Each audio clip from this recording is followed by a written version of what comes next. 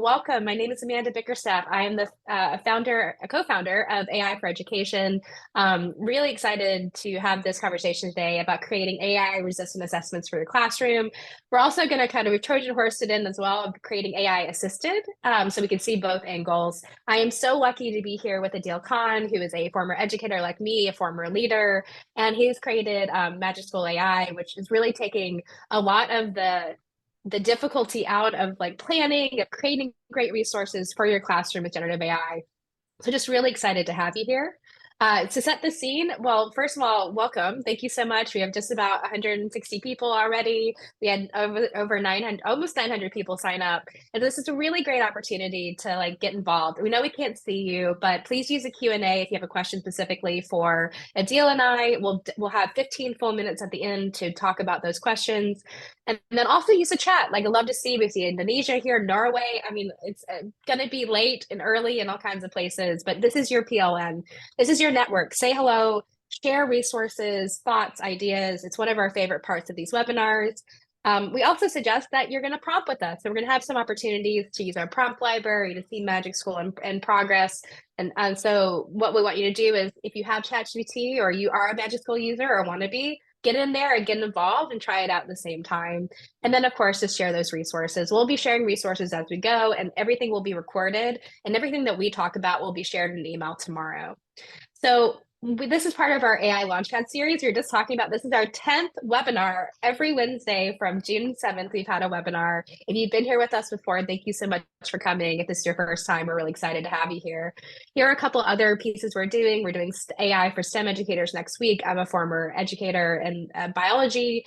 We've got a teacher perspective piece where we're talking to teachers from all across the country about what they're doing in their classroom. We've got a school specifically focused on a teacher, a student, and a leader about their perspectives of back to school. And then we're doing an AI ethics with a all-female panel. So really exciting pieces, but let's talk about today. So we are educators, so we have a guiding question. So and we're going to use this as a very strength-based approach and not say that do we need to, but how do we need to redesign traditional assessments in the age of generative AI? So I'm going to stop talking right now. I'm going to hand it over to Adil. I'd love you to introduce yourself. And also let's talk about like your experience with like school and when you were doing assessments, like what was good for you, what wasn't? Yeah, so thanks for having me, Amanda. Super excited to be here. As mentioned, I'm the founder at magicschool.ai, but prior to doing this, I've been a lifelong educator. I was a teacher, an assistant principal, a principal of a school here in Denver. So most of my life has been as an educator, primarily in the secondary grades. So I was in middle schools and high schools. I would say that, assessments that I would see from my teachers when I was a teacher are, ranged. And I was a humanities teacher. So this would be kind of like a crisis in my world of, oh my goodness, like the homework that I assign, like ChatGPT can do that really, really well. And some of the old assignments that maybe I'd assigned before, I'd have to really reconsider and that I'd assume would be kind of things that help ensure that kids were reading at night or those kinds of things that were just like kind of comprehension type assignments. There's kind of like a little bit of an existential crisis to some degree if you've been a teacher for a long time of like, you can actually get really strong outputs from ChatGPT for some of the traditional assignments that we've done. I always say that there's words that I used to use that I don't know are true anymore. And I'd say this to my teachers, I'd say this to my students, that, you can have a really amazing idea. And if you have that really amazing idea and you can't communicate it, then it's not going to make an impact on the world. And now I don't know how true that is anymore. You can have a really amazing idea and use ChatGPT as a thought partner that can really help you communicate that. And now we have like this new kind of paradigm that we're looking through of like, if we're going to talk about AI assisted work today, and you're going to go through like maybe how someone would use ChatGPT. But like if we have this AI work partner, how are we thinking about assignments in this new age? And this isn't meant to kind of be like a crisis type conversation, but it is probably some thinking that we need to do around like where we're moving forward as like a profession. And it doesn't all have to happen overnight. Again, this isn't meant to like kind of like have panic happen, but like it is something to start thinking about. Is some of those things that were always true in at least my lifetime as an educator are beginning to be untrue really quickly. And beginning to have some ideas around this is just kind of a jumping off for that conversation that we know will be had all throughout this year and in the coming years as well. Yeah, absolutely. I mean, the industrial model of education has been around for a very, very long time. We're talking, hundreds of years. And, classrooms today with tech enablement and, all the things that have changed, who has access to education, where it happens, what we're teaching, the core of it hasn't. And, we have 5-paragraph essays, we have, thesis statements, we have lab reports, we have all these traditional assessments that we do, research papers, and now presentations are quite, popular, like creating a slide presentation. And what's happening, I think, is that what we're seeing now is that this is a real opportunity to rethink what these assessments are for. And so like the first question like that I think everyone needs to ask here is like, what are assessments for? What are the actual reasons we assess students? We assess students to see their learning, how they've attained skills, and how they can apply skills. And so a lot of what we need to think about now is when we talk about the difference between AI resistant, where a student's doing it primarily on their own or are encouraged to do it on their own in ways in which are really strong and necessary versus doing it with AI to help them do better. The question really has to become like, what is the purpose of that traditional assessment? And so I'll ask you, Adil, like, what is the purpose of a 5-paragraph essay? You are an ELA teacher, humanities teacher. Why do students do 5-paragraph essays? I think that in another world, there was like something about the way that you could organize thoughts, the way that you could communicate in a really concise and clear way. And again, to that point that I made earlier of like, getting your thoughts across and through writing used to be a skill that was critically important. I personally think it's still a skill that is important. I often write when I am ideating, and writing is a way for me to like kind of do my ideating on paper and really just gets my mind moving in a different way. So I don't think that writing is going away, but that simple task of like organizing thoughts and building like an organized essay. What's actually the most valuable thing about that essay is your ideas, the things that you're putting in it, like the higher level thinking that's being communicated in that essay itself. And that's what we'll touch on a little bit today. One anecdote I'll share is I led a high school when I was a principal, and one of the things that we always talked to our students about as they're writing their college admissions essays, where certainly we like taught them how to write an amazing 5-paragraph essay. But we were like, actually, the thing that colleges are looking at is like, who are you as a person? What are your the unique things about you, your unique voice that comes across in the essay? What are the ideas you have that are different from others that will bring like kind of a unique voice to that university? We really push them to the higher level thinking skills because, everyone was submitting a 5-paragraph essay who was applying to that college. So how are you different? How are your ideas unique? And how can we foster that in students? Something that I think even before AI, we always wanted to do, but now we're kind of getting some pressure to hopefully do things that I think we've always thought were the most important things that we should be doing in education. Oh, absolutely. And I think that when I think about the 5-paragraph essay, there are things like evidence, being able to speak to evidence, to collect it, to be able to synthesize your thoughts, to be able to create an argument that is easy to understand and builds, and that it can be both introduced and summarized. There's so many ways to take those skills and pull them apart and redo that. I can do that through debate. I can do that through a discussion. I can do that through a presentation, a skit, a performance where I'm taking you can do like, this is the evidence and there's like a funny little like asterisk that comes up and that's where you talk about the source you're using if you're doing a skit or something along those lines. But it starts to be where we look at like, can we distill those important components? Because everyone here knows, and I saw a couple people saying I have some handwritten essays on my desk, is that ChatGPT can write a 5-paragraph essay better than I can. And I, got most of a PhD. Maybe if I had gotten the whole PhD, it wouldn't have been as good. But realistically, this natural language ability of these tools to be able to respond, to create, to even synthesize voice and apply voice, meaning like it sounds like Adil or it sounds like Amanda, is something that is really remarkable and will continue to get better. And so I think it's really important for us to reconsider and redesign those assessments so that we're in this position where we're still getting to the meat of what students need to do, but we're not forcing them to do something that will already have like less value. If a bot can do this better than I can, why do I need to do it? Like, and so I think that this is a really, really important question, that you do not want to demotivate students and say, hey, here's this thing that we're not changing and you have to do it. And we don't have, it's like because I told you so. Like when someone, like your kids are like, why? And you say, I told you so. Like this is kind of what's happening in some places, in which you still have to do this work because I told you so, not necessarily because there's a purpose or a reason in this shifting world. So next question for you, Adil. Okay. So when we think about the key skills and capabilities that we should be assessing now, you talked about communication potentially being less valued because it's easier to communicate and to use ChatGPT and other bots to do that. What do you think are the key skills and capabilities we should be leaning into when we design these AI resistant or assisted assessments? So a couple things that one thing that I love about this topic is it's actually things that I would have wanted to see more of as an educator pre-ChatGPT. So the things that I valued, and I think that greater society is like putting more value on, are the things that actually in the age of AI still matter. So I think that we're going to hear a lot of like doom and gloom of like, oh my God, students are doing ChatGPT things, but this is just going to help us value the things we already did value even more highly, and in, I think, a more pressurized way. We talked about COVID as that moment of shifting in education that might have brought us into like this new sphere of a better education system. And Amanda, you've said this to me before of like, we kind of have just gotten back to what we did already pretty quickly when we got back in person.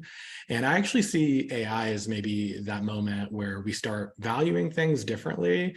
And there are things that I'm excited about valuing. So a couple of things that we've seen even in the usage of the AI resistant tool are, one, like personal reflection and experience is a very powerful thing that AI can't do very well yet. Like really insightful thoughts about the way that you experience something and how that affected your life, or how the way that you have interpreted in a really unique way the events of a piece of literature that you read.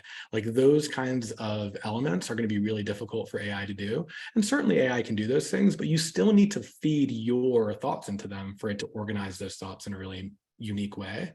So that's one thing that I'd say in this new age is really important, like emphasizing personal reflection. Fostering creativity, like this is another, like I think, big one, and it's a broad like category. But what are those really creative assessments that you can start pushing toward, because now kind of some of those rote skills are granted. So an example of that is you read Romeo and Juliet. And let's move this to write an alternate ending for Romeo and Juliet that includes experiences from your own life, or things that are influenced by, the setting that you live in. Like you live in, the urban center of Denver, Colorado. Like write it with characters that are enmeshed in that world in modern times. So ways that you can have students really think beyond just kind of like a regurgitation or a summarization of an assignment. And then like spiky opinions, like opinions are going to become more and more important. Like your view on something, that's another thing that personalizes the assignment. I like the word spiky because, giving students voice and helping them really process is empowering. It actually just makes class more exciting. Take away ChatGPT. It's so much more interesting when you hear kids and their viewpoints on things rather than your own, or like the views of a 100-year-old author. And then, class discussions, one thing that in our newsletter this week, I shared that there's a lot more thoughts around performance assessment that's happening with like ChatGPT being so easily able to like reproduce things. And I don't mean just like, write the 5-paragraph essay with your voice, but also like doing that in a way that is authentic and incorporates these other 3 bullet points. Like, how are you asking students questions? How are they sharing those things with you in ways that are authentic to who they are, and emphasize their voice and creativity and experiences? I love that. And I think that there's so much good stuff here. Like you could have like a hot take moment, like in your class, like, those spiky opinions and really lean into students. I mean, what's a better thing to talk about to get a spiky opinion than ChatGPT? Like, should I use it? Should I not? And I think that that kind of idea of like really leaning into these spaces in which we're creating these spaces where students have voice, but they're also having to now, why do I think this? And let's go find it and understand it. And then using discussions, using different types of reflection to then take that and put it through their own lens. And I think that that's where it gets really exciting. I remember when I taught in the Bronx and I was a biology teacher, really hard in New York City to be a ninth grade biology teacher because it's the first Regents exam. So, and no one really, the height of chaos is kids throwing, beans at each other when they're doing like modeling evolution and bird beaks. So like that was the height of my time teaching. But I remember that one of the most interesting and engaging lessons or units for ELA was a memoir where students from marginalized backgrounds were really writing about themselves and putting themselves at the center of their conversation and it being valued. And it was such an amazing, like it was easily the first time that I ever saw students really engaged in the writing process. It was something in which they felt like this was important. They felt that they were important. And I think that that's where we have this opportunity is like, can we really deeply focus on not only higher order thinking skills and 21st century skills, but like, how is a student important to their lives, to the world around them, and to each other? And so like, and then that idea of like, what does that look like, and how do we create spaces in which that's normalized and positive? So I'm Yeah. just going to pause for just 1 second. There's so many great questions. If you have an actual question for Adil and I, because this chat's moving very nicely, please put that in the Q&A section because we'll answer we have 15 minutes at the end where we'll answer, but please continue to chat. But I just wanted to say there's been some good stuff there. But do you have a response to that idea of like situating the student in the middle of their experience? Yeah, no, I love that, man. And I was going to kind of go off of that. We could probably go on and on about like what the future of education will look like. I think this conversation's to some degree practical around like what might we look at this year? Where is this heading? But like I always think about like a couple years from now, or the technology is moving so fast, and maybe it's not a couple years, maybe it's even within the year. But like students will have so much more agency to create, right? And do things that are really, really high quality. We've already seen this to some degree with the technological breakthroughs. Like, you can film an HD video on your iPhone as well as like, a production quality video. And we have TikTok stars. I had a student in my high school who was a ninth grader who had 100,000 TikTok followers, right? Like, there's so many opportunities now for content creation already, but now you think about like an AI-driven content tool where I always use the example of myself. Like I wanted to be a film director when I was a kid. I was obsessed with like all the history of movies. And I certainly didn't have access to technology where I could try to shoot a scene or like use my imagination to create something. But some of these new tools that are coming out, like Midjourney does this with images, but we're already seeing some of the video tools where you can type in, I want to create a movie that has these folks as characters. It's set in my backyard, has some like whimsical, magical elements and create a whole film. Like we might see in the next 2 years, the most popular film of the year made by a 14-year-old kid who has a really, incredible imagination. And that's a future that's exciting, right? Like what the kinds of products that kids are going to be able to build with such ease, professionalism, and quality. It's just so inspiring. And like, who has the best ideas? Who's the most imaginative? Kids, right? Like, that's what we always talk about. Like, as people get older, they become less creative, and like, I think that's like a future that I'm really excited about, and which is why I'm really excited about your AI assisted part of this too, is because like it lets kids start going to those next levels so much sooner than they did before. Absolutely. And so we're getting a lot of questions about like a kid could comment like, write a memoir for them, or these are suggestions that ChatGPT could do. And I think that this is the whole point is that one of the reasons why we're going to talk about in a moment, AI assisted, is that they're really AI resistant does not mean no AI is possible. There are going to be, even if you have your students sit down and handwrite an essay, they could still have a crib sheet. They can still have memorized stuff that they got off of line because they're pretty sure they've seen someone do it. And so it isn't, cheating has been around for a long time, but also like AI is going to be used you talk about kids' creativity.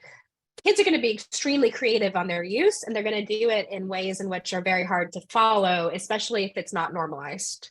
So we talk about AI resistant. These are these times in which we think that there are real needs for like summative assessment, where students are asked to do a performance task that is going to be really necessary to track their progress and to see how they can apply, like the higher order Bloom skills, right? Are they synthesizing, they're applying, is it novel? When you talk about AI resistant, one way to do that is to not tell them, like to actually give them something that is truly novel. So if we're talking about the Great Depression, and now we're going to talk about make that into like take that and then think about what would happen today if the Great Depression happened. Like Mm. that is going to be something that is a truly novel application where they're going to have to think through and use evidence and do those pieces.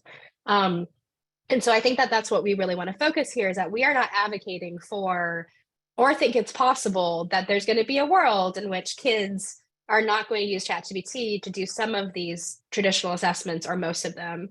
And so when we talked about when our preparatory work, we were talking about how this is why it's so important for equity, is that we don't want to be in a world in which some kids get really supported to use ChatGPT and other chatbots and tools, which are going to be necessary for industry and getting jobs and even college. And then some kids are not going to have access. So you want to talk a little bit about that, Adil, before we move on to the hands-on work? Yeah, I mean, all my work in schools has been focused on educational equity, and that's been the mission of the school that I founded, as well as all the schools I've been a part of in my career. And equity becomes an enormous issue when we think about access to technology. We saw this with certain schools during the pandemic. Certain schools already had one-to-one laptops for their students, where they could just send the laptops home for their students. They got access to learning and their teachers. And then there were other school districts, typically rural, low-income school districts, that didn't have access to that technology and had to scramble to get Chromebooks into folks' hands so they could get those to families. And guess what? The privileged districts had a month more of learning than the students who had to get those sent to them later. So when technology is inequitable, then learning is inequitable and students don't get the opportunities that they deserve. So let's play this out. How does this work when we think about ChatGPT and AI? We've already actually seen it in the spring. There have been studies that show that private schools were already using AI assisted work with their students, and the privileged were already having ChatGPT as a part of schools. And right while New York City was banning ChatGPT in the spring, and obviously they've changed their kind of stance on that, there were private schools that were already kind of integrating it into this world, and they were pushing their kids to higher level thinking as a result. Right. So if we get to this place where we're continually banning this, and then there are other kids who are getting great at using AI and then spending, the majority of their time on the higher level thinking skills, taking it to the next level, making their essay the most intricate, thoughtful essay possible. You're spending an hour on just crafting your essay.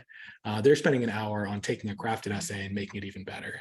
So who's going to get ahead? We don't want to repeat the mistakes of the past where the privilege continues to just exponentially get ahead of students who don't have access to this kind of technology. So, I'm definitely of the mindset that, it's going to take time, adoption will take time, but it is incumbent upon us as adults to ensure that we don't have these inequities play out again in our lifetimes.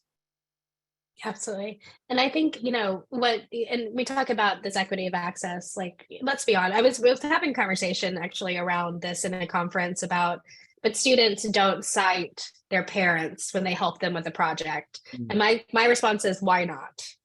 Yeah. Why don't we normalize the ways in which we ask people to cite evidence, books, etc. But do they have a tutor? Do they have a parent that's helping them? That's the same thing as actually normalizing that ChatGPT can be a help as well, or other tools. And I think that this is really very important, is that I don't know if your parents in here, but I would ask a straw poll, if you helped your kid do it, or your parents ever helped you do an assignment, that's going to be a place in which some students are going to get even further ahead, where they're going to have this opportunity to access, especially in areas that have not banned. Before we move on, we're going to do some hands-on because there's some really good questions, but let's see what this actually means. But one of the things is that we just want to really belie the point that AI detectors do not work. And so the idea of being able to identify when students use ChatGPT, Claude, Bard, Bing, etc., Perplexity, Quillbot, all these different, ChatGPT and or generative AI tools, there's not one tool, turn it in, GPT-0, copy leaks, even OpenAI canceled their own detector because it didn't work with any fidelity. So the question of like, can you figure out who does it and how they can is a losing proposition. And so it's definitely going to be very difficult to use those tools. It can't say that they won't get better. We might see watermarking, we might see some changes that happen, but right now it's going to be something that's very, very difficult to rely on and can actually create some big issues around bias, around degradation of conversations with students and relationships because you're accusing them of cheating when they're not, and then students that are cheating are not getting caught. So I just want to kind of put that as a very important point before we move on. So now we're going to move to, let's see it in person. So it's going to look at creating AI resistant first, and then we're going to come back and do some AI assisted. So go ahead. Awesome. So I'm going to share my screen. I actually saw in the Q&A, somebody mentioned that it sounds like some of the suggestions I gave, which you're going to see actually in the demo here, could also be done by AI, especially if you got really good at prompting. And my answer to that question is yes, that is true. So like as folks get better at prompting and AI gets better, some of the things that we demo and some of the ideas that I have that I mentioned are going to be more easily done. But as a thing to consider too is like, when you prompt really, really well, that's actually a really high level skill, right? It's like, I want to incorporate all of these ideas and do some thinking with ChatGPT. And like the best prompt engineers are folks who have really, really good delegation skills, which ultimately is a skill of like a CEO, right? A skill of a leader. And to be a really amazing delegator and have ideas that are represented, that's actually not a skill that we would consider low level. That's a skill that I would say is actually really high level. So if you give better assignments and then let's say that kids are determined to be great prompt engineers, that's actually a skill they'll be able to use in the future. But if you have lower level assignments that can just be typed in very easily without a lot of context, without a lot of original ideas included, that's what we're trying to avoid. So I'll actually demonstrate a couple of those, and we can use the AI resistant assignments generator on Magic School for that. So I will give you an example. I'm just copy pasting this as a kind of a prompt that I created before this that would be a good example of something that I would have assigned as a teacher prior to AI that I might reconsider. So I taught Romeo and Juliet when I was a 9th grade English teacher, and I would say this is a potential prompt I might give for Romeo and Juliet. Compare and contrast the characters in Shakespeare's Romeo and Juliet, highlight their similarities and differences. This was my 9th grade class, so I selected that. I'm gonna hit generate. And what I like about the Magic School generator is it doesn't just tell you like how the assignment should change. It also gives you like an explanation of why this would be more difficult for an AI chatbot to do and how it pushes higher level thinking. And again, why it would be harder, not impossible. To Meryl in the audience said that like, yeah, if you got really good at prompting, you'd probably still do this. You're right. But like it would be more difficult for these reasons. So I'll just go through one of one of the examples that it gave. We'll say, write a character analysis essay on either Romeo or Juliet, focusing on their development throughout the play and impact of their choices and outcomes. Include specific examples and evidence from the text to support your analysis. On first thought, this is just simply a more rigorous task than this one. Right? It's just simply significantly more rigorous. There's so many more skills that you need to access to do this assignment. And that is definitely just a paradigm to start thinking through. When we ask our kids to do things like summarize low like depth of knowledge activities, compare and contrast, they are not going to push them to higher level thinking skills and things we might have already wanted to do for our students and not really had the space to because we get stuck in these lower level depth of knowledge circumstances. So again, first glance, this isn't anything revelatory. This is something that I would have looked at and been like, this is just a really high level assignment and really awesome. So the good news is let's just continue to do that. Let's push to higher level, more rigorous tasks. And then below it, you'll see like it demands contextual analysis, critical thinking, and asks them to construct an argument that is like something that is deep to their own voice. The task requires a higher level of thinking and interpretation that AI systems struggle to replicate accurately. So again, could you prompt back and forth? Could you finagle and make this like really great?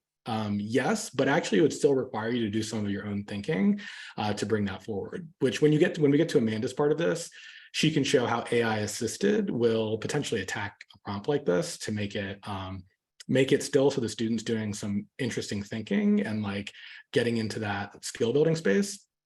But yeah, I think this is a good example of what you might do. I'll do another one that's simple. Write a poem about the beauty of autumn. We'll click generate.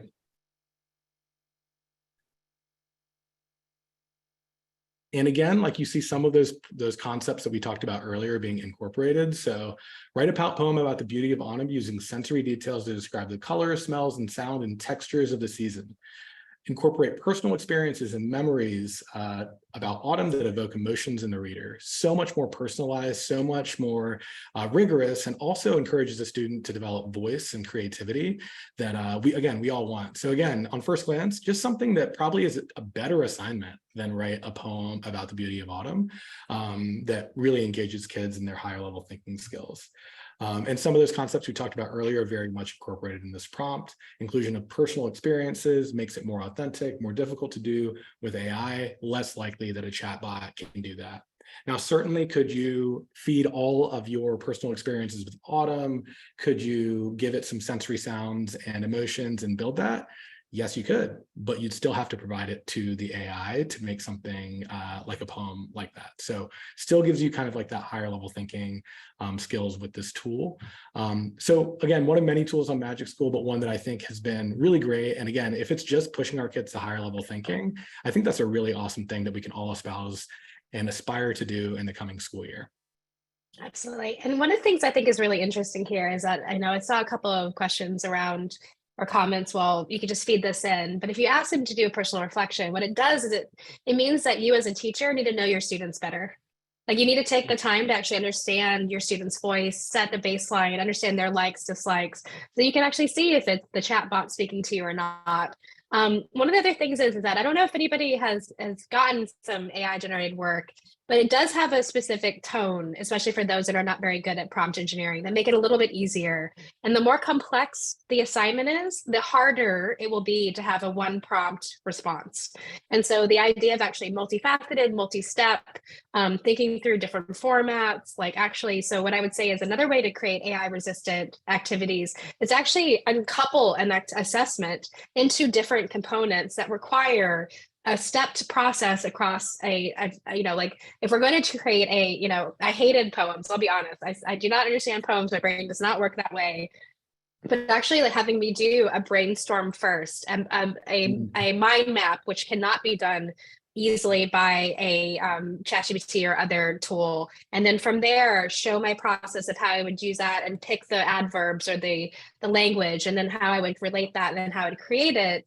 By stepping it out and actually having this be a thoughtful process and assignment, it's going to be so much harder for students to be able to put one prompt into an engine and then come out with something that they can put in. So I really think that this idea of like building and reframing and focusing on higher thinking skills, but also like, what do you actually need to do? What are the steps? What are the things I'm really trying to ask is really, really important. So we're going to shift into AI assisted, because I think I really appreciate everyone's, being here with us. Is this very kind of thorny question. We don't have a silver bullet, but there are some opportunities to flip the script and actually focus on why fight it? Like we fought the calculator for a while, and we're like, can't be used on tests, isn't possible, shouldn't be used. And then figured out, actually, this is a really important, we can teach the underpinnings, but then a calculator is really going to help students do higher order math with more fidelity, more accuracy. And even the way they use a calculator is a sign that they understand what is being done, right? And what they're being asked to do. Like I still have to understand the formulas. I can't just boop, boop, boop. And so what I would suggest is like when we think about AI assisted or AI partnered is even a nicer, stronger like way to do it, is like there are so many opportunities that students can get support in an assignment. So it could be a brainstorming partner, like help me figure out what I'm supposed to do. I have all these thoughts. autumn is crazy or fall, if you're in Australia, there's no fall, but in the US, we call it fall. Like, what are we doing? Like, what does it mean? Like, I'm getting caught. I have all these great ideas, but how do I take all those great ideas? Or I am stumped. I am from, I'm from the Caribbean. We don't have fall. I don't understand this. Like, what's going on? So how do I get started? So that's number one, as an opportunity to have ChatGPT. We call it these AI moves. So if you're familiar with the idea of teacher moves or student moves, what teachers and students do, that we actually build our curriculum so that there are AI moves where there are parts that students actively are engaged and encouraged to use the AI in a structured manner. We suggest that they cite it, that they keep their work. They actually can cut and paste it's very easy. I'll show you guys that in a moment. Just cut and paste that.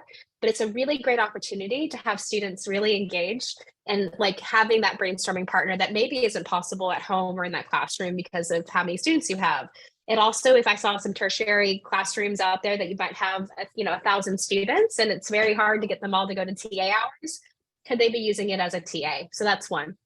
Second, it can be a great feedback mechanism. One of my favorite, anecdotes is that someone built an AI grading tool on exams, like essays, and instead of the teachers using it, the students used it to get feedback at all hours and nights to be able to refine their work.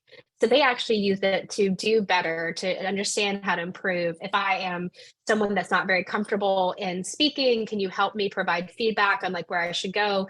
You can do it like, where should I put a pause? Where should I like help me think through the script? How will it work? Give me that feedback, which can be really great so that even that person where they actually go and do the oral exam, they have this better and higher comfort on what they're going to do is going to hit the brief, right? Which is really important. It also is great on role playing. Like I always say, like, I would love Beyonce to teach me math. Like, I think I would pay a lot more attention, or I would be able to talk to someone from a certain period of time that is not my own or a different area or location. So like, can we role play back and forth? I've even seen it be possible to role play, like, I need to have a conversation or I need to do this. Give me feedback. There are going to be 3 questions the audience is going to ask me about my essay. Help me like reframe, like ask me those questions and then rate my answers and help me refine like how I would answer. So there's this back and forth that would be happening. And then the final thing is we learn by teaching. Everyone in here, as soon as you do, one of these assignments with your students, you're going to be able to like know more because you taught it once. But have a student say like, you're my, like, prime it and say, you're my student, ChatGPT, and I'm going to teach you about World War II and, and the reasons why it started. And then you're going to ask me questions about this so that I can firm my thinking. And so I think that this is where we start to see that there are these opportunities to really dive in and have AI be a support. And so for us, if you're familiar with us, we know we have our prompt library, which is really like we love. And we actually created one, shout out to Callie on my team, who created an awesome prompt for us. This is our website. We have all kinds of prompts that we do. And so we created one just for today, which is AI assisted assessments. And so if you've used our prompt library before, we have an example prompt that you can kind of change and do. And it's pretty complex because we really want ChatGPT not to say, I could do everything or nothing at all. So we have to prime it pretty specifically. But we have this example prompt. And this is always a great way, especially if you're training students or teachers, is to just pull this, and we're going to go to ChatGPT. You could use it in Claude or Bard, whichever you use. You can actually see that I tested it right before this because it's always good to make sure that I'm testing. I'm going to open a new context window in the free version. And the question is, like, I want to develop some creative assignments that are AI assisted. So we're going to focus on the Great Depression and New Deal. I want to include questions about the historical context and causes, except like a pretty robust, assignment. But I want you to act as a brainstorming partner and make the assessment collaborative. Include elements like feedback mechanisms, role-playing, peer teaching, or others so students can incorporate ChatGPT in their assessment. You are here to enhance, not to replace, okay? So that's a really important caveat. And then what we have here is you have 2 class periods, and we can change this. If you've done prompt engineering, this is just a starting place. This is not the ending place. But what you're going to see is that students are given, and it's structuring. Again, one of the things we talked about is that an AI assistant is going to have multiple parts instead of this one large piece. And so they're going to do peer teaching, but then you're going to start to see ChatGPT integration. So societal and political effects, there's a collaborative research part. And so the students are going to use ChatGPT for a resource for generating creative, engaging visual elements. So you're actually say, hey, what are some good elements? Maybe I use Midjourney or another piece. Also here in another the Socratic seminar, you can use ChatGPT to use some of those great questionings. Like questions are so good. Like, they do a really good job of creating higher order thinking questions. And so it's just this opportunity, and I'll show you. I did a couple of versions where we see that temperature means that ChatGPT and other tools will give you different things. Oh, can you guys not see my screen? Oh no, that is not helpful. I'm sorry, everyone. Thank you for Joe. Okay, that's much more helpful instead of me just talking to the void. I'm sorry, everybody. Um, Here is the prompt, and then here are the examples. And so, like I said, there are other examples of like where even how it'd be graded. Like, so this is an opportunity to show that it'd be graded as a component of this, of how well they use ChatGPT, which is just such a really great way of rethinking again. Like, are you using it? If so, how well did you use it? And so what we'd suggest is if a student was doing this, you can do something really easily where you go right here and you go clipboard, and I can share this right now with my teacher. I can cite it with APA or MLA. I can show my work. And like, this is what gets really exciting, is that students can share this with their colleagues, their students that are peers, and they can really get involved and have this conversation about like, I'm using this to help my learning.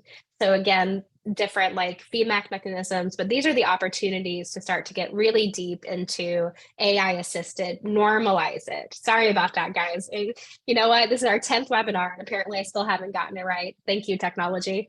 But yeah, I think this is where it gets exciting. Like, we're leaning into it. It's an opportunity. It's something that extends. Like, this is such a cool thing. Like, I can't be there everywhere with 30, 100, 1,000 students, but can I teach students and create assignments in which it encourages them to accurately use it, to understand like its limitations, capabilities, to cite it, and to track it. And so I'll show you, Claire. We'll put the prompt in the library again on the page. But yeah, that's what I think is just really exciting. Adele, you have any ideas, No, I was thoughts? actually just responding in the chat there about the prompt library, because some folks were asking to still see the prompt. But yeah, I mean, I think that like the opportunity to use AI in that way as like a thought partner is actually the way that I use AI as a professional, right? Like, and if we're preparing our kids for the future of work, and that's what the part of the purpose of school is, then we absolutely need to have a time and space for those things. And using AI as a thought partner and a work partner is a really valuable part of that. I also just like an observation from the chat that I made was like, some folks are talking about pencil and paper like assignments, and like the idea of writing is ideating. And I think that it's not our view that you should only do AI assisted learning forever. Like, actually, absolutely not. Like, this should be a part of the way that students are learning if we're going to prepare them for the future of work. But do I think that writing down your ideas and ideating through writing and even pen and paper work, I think that's still a part of education. And some of the stuff that we've done to help students kind of foster thinking and grow those things shouldn't go away, because we're trying to help them with thinking. And kind of like I mentioned, like sometimes writing is a form of thinking, right? And that's what we're pushing our kids to do, is to do their own independent thinking and not hand it all over to the robots. So there's a lot of methods and strategies to do that. But having AI assisted work still pushes some of the thinking on them and lets the AI kind of assist them with it, rather than just having it do all of it, right? And that's what we're trying to avoid, I think, on both sides of it, whether AI is involved or not. Yeah, and absolutely. And I just we're coming up on our time, but we always stay 15 minutes over to be able to answer questions.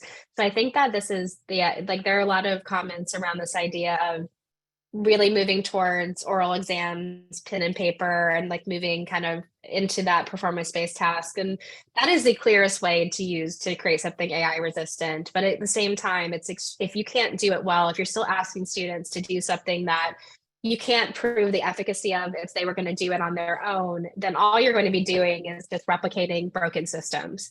And what we don't want to happen is that like you take that assignment that maybe wasn't a higher order thinking assignment, that maybe wasn't very personalized and meaningful for that individual, and then we're putting that into pen and paper.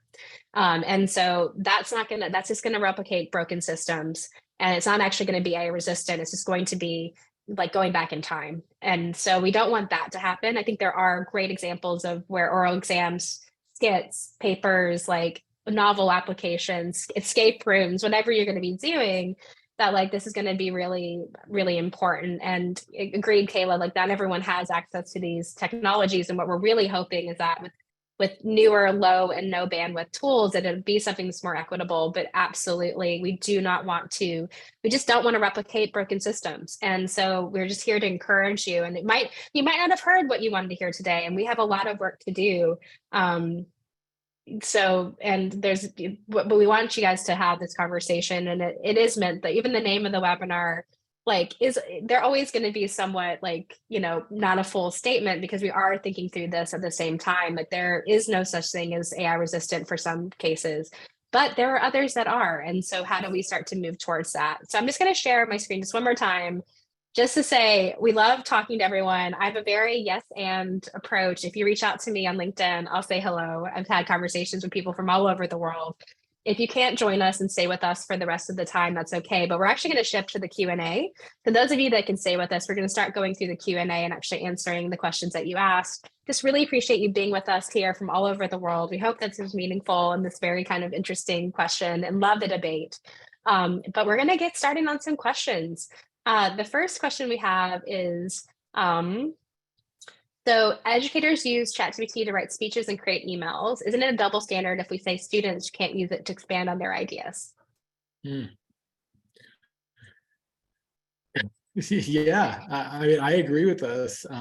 I think that there is, I think I've heard two sides of this kind of debate. I think they're both very valid. I think the one that's being pointed to here is like, should students be able to do the same things as adults at all times? And I think that, I had this debate honestly with my own school team sometimes, of like, we have certain rules for students, certain rules for adults in the building that sometimes can be different.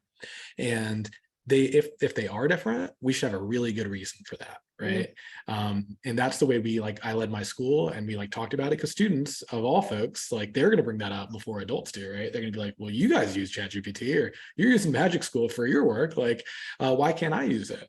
And I think there's a couple ways to go about that. Hey, you're still in school, and we're trying to kind of help your brain grow, help you do some thinking, help you kind of understand these things, so you can have a lot of dexterity with these tools as you get older. It's not so different from you don't introduce a calculator to a student before they know addition, or they can do some kind of mental math. That might be a reason that you might not be really using AI very much with really early elementary students, or and start doing it kind of later in life if they're getting closer to the transition to the professional world. I don't have a really strong position on either side, but I think fundamentally I do believe if you're not going to allow students to do something, you should, as a school community, talk about why, right? That's a really important local dialogue to have. And if you don't have a good reason, I always said, if we don't have a good reason for it, then we shouldn't be doing it. So I think there's a great argument to be made that they're on both sides of that question. So I have two things. One is I actually suggest to have one policy for everyone. And so when we do our academic integrity workshops, we actually go through not only student misuse, but teacher misuse. And a lot of it actually has nothing to do with someone cheating or trying to use it, but the inaccuracies, the hallucinations, the bias that can happen, deep fakes, et cetera, that can put people in difficult positions. So we actually advocate for one type of approach of if you're going to use it, normalize it. We have an asterisk on our PD sessions that said supported by ChatGPT. I call it out as well. So that's one. Number two is that we had a webinar with 15 to 18-year-olds that one of the students said, if you could teach me that vaping is bad, why can't you teach me that ChatGPT can also be bad for my cognitive growth? And so I think that there's also a really deep conversation about what actually is cognitive offload, what happens when we give up some of these important thinking skills, and how can it harm us, and why it's important not to do that. I would bet you right now, if you did a straw poll in your classroom, that students would say it is cheating. And I do not think it's a bit like students understand if they've used it once. In fact, one of the kids on our thing, the first time he ever used it was in a sense having it do something for him. And then he realized immediately, oh man, why did I do that? And I should not do that going forward. And so I think that we have to also trust our learners, especially for giving them good reasons. And why not make it better? make school better, make assessments more interesting. Yeah. Like there's a part of this too, like why, like, I mean, why do I go to school? Like, of course, to learn and to get a Yeah. degree, but also like I'd like to not hate it. Yeah, there's a interesting podcast that came out a couple of months ago. I'm not sure if you listened to it, Amanda. It was on The Daily, the New York Times podcast, that like actually followed some college kids who are starting to use ChatGPT to do their work, and it kind of does like these little mini case studies and interviews, anonymizing the kids, and you see their kind of dilemma of, I'm paying so much to go to college right now, and I'm just going to let ChatGPT do this work for me. I really do feel this kind of like dilemma of like, what am I doing? And I actually just put it away and stopped using it because I want to get value from my education. And then there are folks on that same call, and like you can hear their dilemma of like, well, like I'm really busy and I have all these other things going on. I have a job in college, and like I do need to get this to give myself economic mobility. So I'm going to get it done. And there are just so many shades of gray that there isn't really a perfect answer here. And we're going to be wading through that, in the coming months and years. And sitting in the discomfort is going to be something we have to get comfortable with. Oh yeah, everyone. I'm sure you're already there, but welcome to the like leaning into like the uncertainty. I saw a couple questions that are not that are in the chat around, formative skill building. What's going to be really cool is that a lot of the personalized learning tools that use generative AI are actually really focused on fundamental skill building. So I actually think that potentially early reading, early math is going to be like so much better for kids in the next year to 2 years. Like we're actually going to be able to hit students at the zone of proximal development and plus the engagement and make them the center of their learning. That's never been possible before. So I'm actually really excited about that. I think a lot of our questions are going to start to come like, how does that shift into like the traditional assessments that we're talking about, which is more middle to high school and secondary, post-secondary. So it's very interesting. Okay, so I'm going to go to just a very basic one that I think I can take, which is how do you recommend students citing their use of AI tools? We suggest you can either use APA or MLA. Both have versions, but often what I would suggest is what tool did they use? What did they use it for? And have they tracked their work? So can they show you how they have used it, and that can be an addendum to the work that they do. We saw some things around, proof of originality or proof of work. We can see track changes, but like realistically, how did you do that? And then like grade your, like another way you can think about citing it is even further, have the students grade their own use of AI. I did a pretty good job of prompt engineering. I didn't do a good job of prompt engineering. I got really impatient. I could not get it to do what I needed to do. And so I had to do another approach. But this is the idea though, that like there is this opportunity to lean into normalizing this so that students aren't hiding it and they're using it in potentially detrimental, more than just cheating. A grade is a grade, but if it actually deeply impacts their learning and their cognitive, work of it and their building of their skill set, that's where it's really tricky. So, okay, next one. We have time for two more. So sorry I won't get to everybody. So do you think that there are proactive teachers who are embracing new technologies that are interested in using generative AI, but what's happening with the major exam bodies? Are any of them adjusting their traditional assessments? What do you think, Adil? It's a great question. I know that this is on the minds of all of the folks at some of the bigger exam bodies. And right now, I think that we've seen the College Board come out and say things like, we're not changing much about the way we're assessing folks. Obviously, you're not going to be able to use ChatGPT on or any one of the models on these assessments. We expect you to be able to do it on your own. Who knows if that changes over time? And that can be an interesting, dialogue. I think that also speaks to, the AI assistance part and what we want for the future of learning and, all of these different things.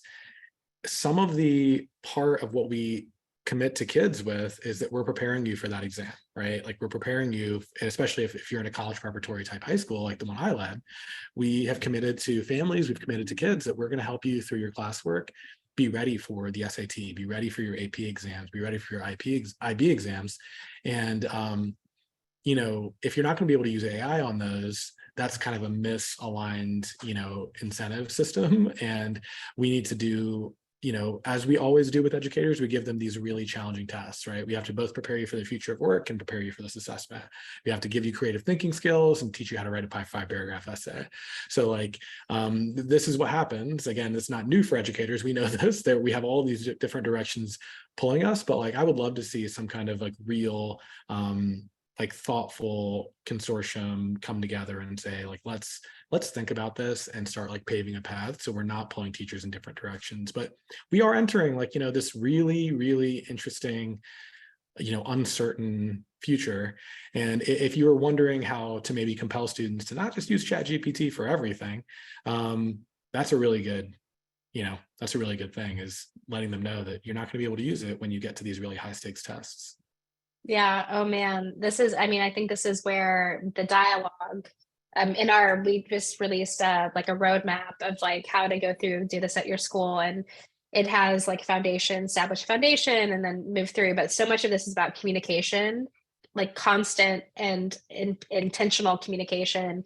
Because if a student doesn't realize that they're going to have a lockdown browser and they're going to have nowhere to go, and they get to that, like it's going to be something that's going to be really, really detrimental. And I think that there's going to be pen and paper, like the regents or those types of things. And I think that this is where like having these intentional conversations, also like this is such a good opportunity to put pressure on College Board and others. Like this is something in which we do have a grassroots opportunity. I say this in almost every webinar that we do, that like we have to take our power too, like in our agency, and say these tools are not yet fit for purpose. There are opportunities to make them better. We talked about ethics occasionally during this piece, but also like if ChatGPT and Claude and Bard and Bing are going to change the world so dramatically, and industry is going to change, like what are the purpose of high stakes testing?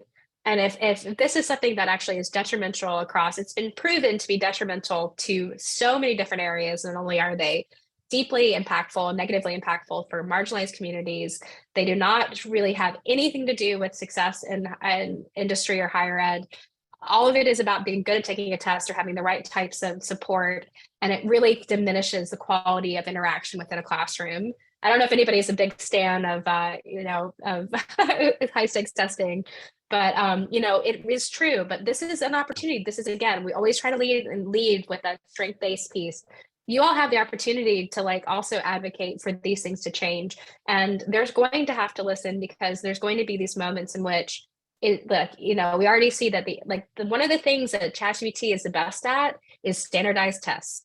It is actually not very good at reasoning. It cannot do math. It is not critical thinking. But what it's really good at doing is answering SAT questions, MCAT questions, LSAT questions, even though it can't do math. And so this is a real indication that this is a shift and an opportunity to change. So on that note, I'll get off my soapbox. Well, the thing about that, Amanda, too, I think it's interesting to like kind of our earlier discussion is what the SAT doesn't do particularly well is value you as an individual. It doesn't value your voice. It doesn't value your creative points of view, right? Like it very much tests like these quite frankly, robotic things that ChatGPT, of course, can do really well. So like, again, it continues to pressurize like all of these things that we've already kind of believed are not the most important things about you as a person or in education. But some of those historic structures have kept in place. I think it really does speak to, individuality, voice, creativity, points of view, opinions, like pointing to those kinds of things. I think that's going to be the thing that we look at. And I'm optimistic about that future. That gets me really excited. While all of this is, confusion, uncertainty is always, not the most exciting things in people's lives. I do think that, the public education system has needed a shakeup, and this could be a moment for that. And I think we can all be excited about a future where we take less standardized tests and we value kids for who they are more. Absolutely. Well, thank you everyone for staying with us. Almost everyone stayed with us, which is super cool. And thank you for your deep, rich discussion. We kept it really thoughtful, and it's been really great to see. I just want to say thank you to Adil, who has been a wonderful partner in this journey. Like we're doing different things, but it's been great to work together. And I just want to say thank you so much. And everyone, just keep working and good luck for this school year. And I hope you're either going to bed, having breakfast, having a good day. But we just appreciate you and just really, really thank you for always joining us and being such a thoughtful community. Thanks, everybody. And thank you, Amanda. Thanks everyone who joined. Bye, everyone. Bye, y'all.